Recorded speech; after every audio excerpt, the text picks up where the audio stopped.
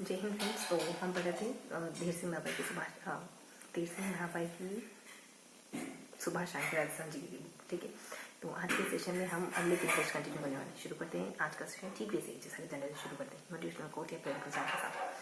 तो एक छोटी सी पंक्ति मुझे ध्यान आ रही थी कि तू डाल डाल में पात पात, है ना, कि तू डाल डाल तो मैं पात पात, मतलब अगर आप छोटा सा एफर्ट करते हैं ना तो आपको उसके बदले में ज़्यादा मिलता है।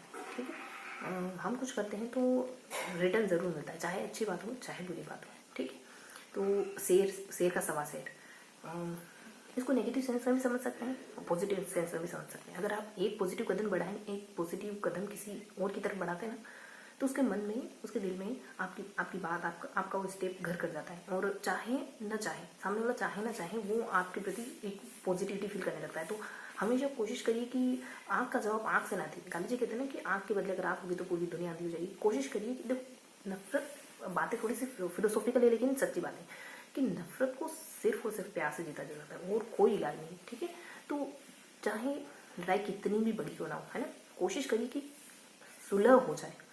और ये है ना, बातें थोड़ी सी मुश्किल लगती है लेकिन आपको सही समय रहते हो, अगर आप चाहे मान लो सिलेबस कंप्लीट नहीं हुआ, ये बातें आप कहीं भी कनेक्ट कर सकते हैं, रिलेशनशिप में कर सकते हैं, पढ़ाई में कर सकते हैं। किसी बुक को आपने पढ़ा नहीं तो उससे कहें बेर है ना, एक कदम बढ़ाएंगे तो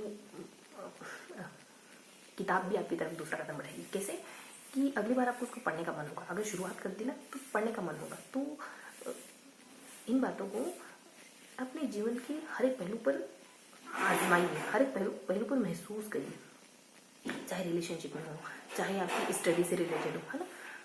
अच्छाई, सच्चाई, ईमानदारी और पवित्रता, ये जीवन जीने के कोर होते हैं, मूल कोर होते हैं। आप इनसे जितना दूर भागेंगे ना उतना बेचैन रहेंगे। अगर आप किसी के लिए अच्छा करने के चक्कर में अगर आपके साथ बुरा भी हो जाता है तो आपको ये इत्मीनान तो रहेगा ना कि मैं तो किसी के साथ अच्छा करना चाहता था, ये जो बुरा हुआ है ये अच्छाई की बदौलत हुआ, और ऐसा बुरा तो मैं हर रोज सह सकता हूँ, है ना। अगर हवन करते हुए हाथ जल जाए ना तो उतना बुरा नहीं लगता, लेकिन किसी का घर जलाते हुए अगर नाखून पे भी खरोंच आ जाए ना तो उससे उतनी तकलीफ होती है जितना कि आपका हवन करते वक्त आपका पूरा हाथ जल गया हुआ, है ना। तो अच्छा करते वक्त कुछ बुरा होता है ना तो वो एक्चुअली में बुरा होता ही नहीं, है ना। हमारे लिए कहते हैं ना कि मैं तुम्हारे लिए ये करके खुश हो रहा हूँ, है ना। सुना होगा आपने मूवीज़ में, है ना, कि तुम्हारे लिए मुझे तकलीफ उठा कर खुशी होती है ना। तो ये इमोशन बहुत प्यारे होते हैं, इनसे अपने आप को दूर मत रखिए। ठीक है, तो बहुत ज़्यादा बातें हुई, बहुत ज़्यादा। ठीक है, तो शुरू करते हैं आज का सेशन। आज हम अगले 3 पेज को पढ़ेंगे। नेक्स्ट 3 पेज में हम क्या करने वाले हैं, हमने ना कल हमने पेज नंबर 60 को पढ़ा था, अफातंत्र, है ना। 3 पेज पढ़े हैं कल भी हमने। तो अफातंत्र में हमने कौन कौन सी नदियाँ पढ़ी थी कल? देखो, अफातंत्र तो हमने कल पढ़ा था, राजस्थान का नक्शा नहीं, आज ही तो था, मतलब डिस्कस करना है आपसे। हाँ, हमने ना अफातंत्र शुरू करा था। 2 पेज हमने मतलब अफातंत्र टॉपिक शुरू करा था। तो फर्स्ट बेसिक इन्फॉर्मेशन और फर्स्ट और सेकंड पेज तो अफातंत्र से जुड़े हैं, है ना। और इससे जो लास्ट पेज है वो शायद हमारा अभी इन 2 पेज को डिस्कस करते हैं। ठीक है, तो इन 2 पेज में हमने क्या पढ़ा था कि उदयपुर में सर्वाधिक झीलें वगैरह हैं। फिर हमने सांबर झील को पढ़ा था, याद आ गया, कुछ ध्यान आ रहा है। हमने सांबर झील को, लोरवाना, पंचपदरा, लूणकरणसर, सांभर, कावोद, है ना, नांद, इस तरीके से कुछ झीलों को समझा था। ठीक है, यहाँ पे हमने सांभर और एक और कोई बड़ी झील थी उसको कंप्लीट करते हैं। यहाँ सिर्फ और सिर्फ सांभर और कुछ फैक्ट ऊपर कुछ फैक्ट नीचे। यहाँ बेसिकली लूणकरणसर, पंचपदरा और फिर छोटी छोटी झीलें, है ना। जैसे यहाँ सांभर हाईलाइटेड है ना, वैसे यहाँ 2 झीलें हाईलाइटेड है। ठीक, और नीचे छोटी छोटी सी झीलें, जैसे यहाँ ऊपर और नीचे 2 छोटे छोटे से कुछ छोटे से थोड़े से फैक्ट है ना, ठीक वैसे। तो पंचपदरा, लूणकरणसर, उसके बाद तो एक कावोद वगैरह है, डीडवाना, लूणकरणसर और डीडवाना शायद तक। यहाँ जो मेन जिले ना उसमें झीलें हैं ना, उसमें लूण करणसर और डीडवाना है, ठीक है। उसके बाद छोटे छोटे जिलों में पंचभद्रा है और कावोद है और नांद है और एक और कोई बीच में कोई झील है, ठीक है। तो ये अपना एक पेज है। इसके अलावा शुरुआत में हमने बस इतना जाना कि सबसे ज़्यादा जिले उदयपुर में है, ऐसे फिनलैंड में है, और एक राजस्थान का नक्शा दिया था, उसमें प्रमुख प्रमुख झीलें बता रखी थी कि पिथवाड़ी झील नीमकाथाना में, काबू जैसलमेर में। जो हमको नहीं पता था उसको दोहराएंगे, बाकी तो पता है हमको, ठीक है। और फलोदी बाग जोधपुर में, फलोदी जोधपुर में, और इसके अलावा कुछ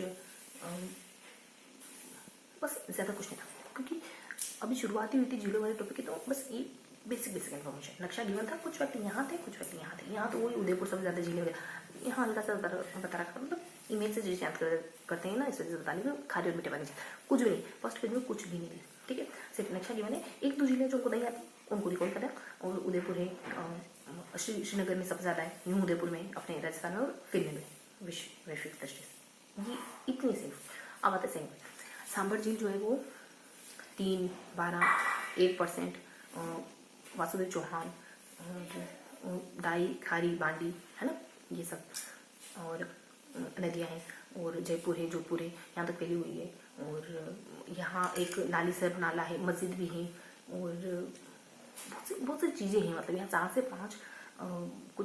5 चीज़ें मेंशन है कि मस्जिद, मंदिर, और यहाँ इन्होंने ये करा था, उन्होंने वो करा था, ऐसा कुछ। अगर एमसीक्यूज में आया ना तो अच्छे से एलिमिनेट कर पाएंगे, कहीं ना कहीं है। लेकिन देखो बहुत बार चीज़ें ना बैक ऑफ द माइंड चल रही होती है, तो बैक ऑफ द माइंड वाले को भी आप तवज्जो दिया करें, है ना। यूँ नहीं समझे कि इतनी अच्छी तरीके से याद आ ही नहीं रहा है, कितना याद है हमको, है ना।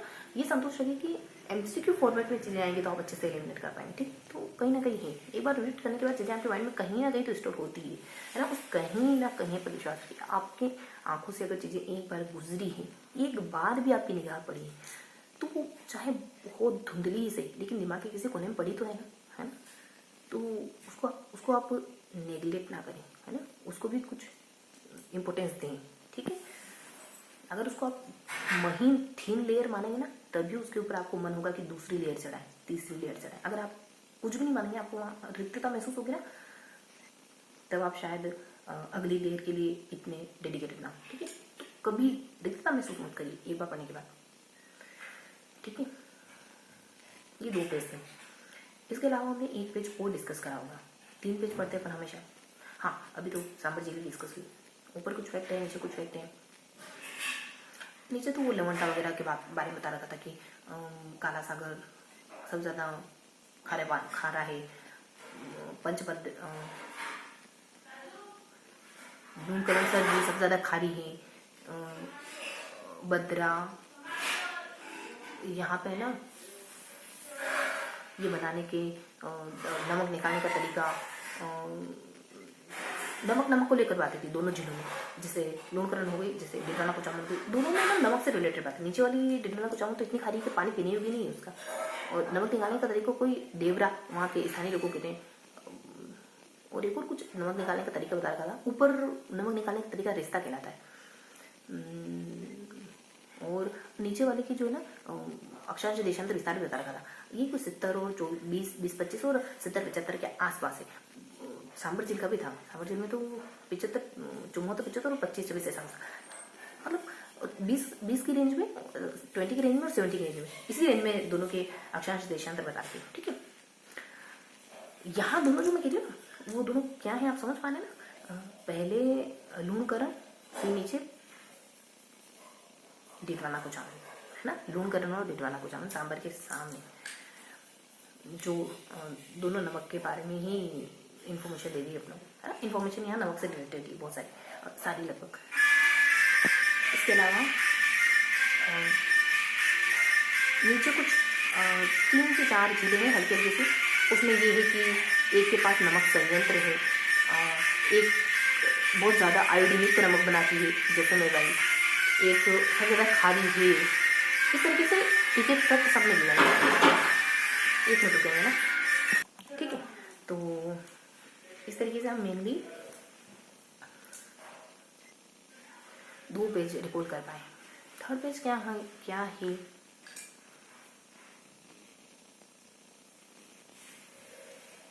लास्ट टाइम हमने क्या पढ़ा,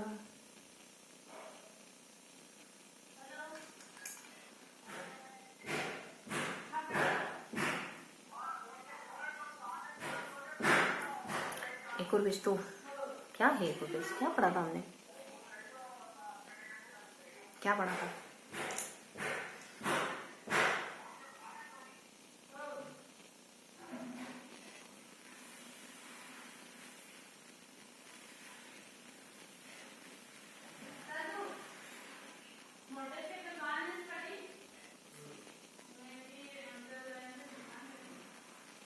ठीक है, तो ये था आज का सेशन।